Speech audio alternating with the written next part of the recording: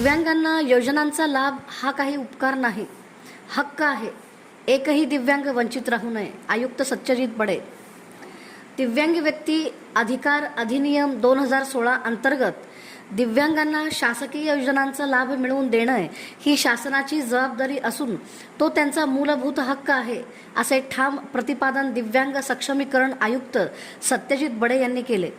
नियोजन भवन येथे झालेल्या दिव्यांग कल्याण व पुनर्वसन समितीच्या आढावा बैठकीत त्यांनी सर्व विभागांना निर्देश देत जिल्ह्यातील एकही दिव्यांग व्यक्ती शासकीय योजनांपासून वंचित राहता कामा नये असे स्पष्ट सांगितले. आयुक्त बडे यांनी जिल्हा नियोजन समितीच्या निधीपैकी 1% निधी दिव्यांग कल्याणासाठी खर्च करणे बंधनकारक असल्याचे सांगितले. तसेच ग्रामविकास व नगरविकास विभागांनी त्यांच्या मंजूर निधीपैकी 5% निधी दिव्यांग योजनांसाठी राखीव ठेवावा असे निर्देश दिले.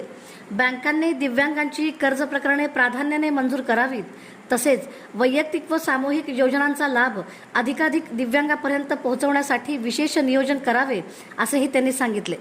यावेळी सोलापूर जिल्ह्यात दिव्यांगांसाठी सुरू असलेल्या विविध योजनांचा आढावा घेण्यात आला. दिव्यांगांना समाजाच्या मुख्य प्रवाहात आणण्यासाठी सर्व विभागांनी समन्वयाने आणि अधिक प्रभावीपणे काम करावे अशा सूचना आयुक्त बडे यांनी दिल्या. तसेच जिल्ह्यात सेन्सरी पार्क उभारण्याबाबतही सकारात्मक प्रयत्न करण्याचे आवाहन केले. दिव्यांग सक्षमीकरण हे कल्याण नव्हे, अधिकारांची प्रभावी अंमलबजावणी आहे असा संदेश या बैठकीतून देण्यात आला.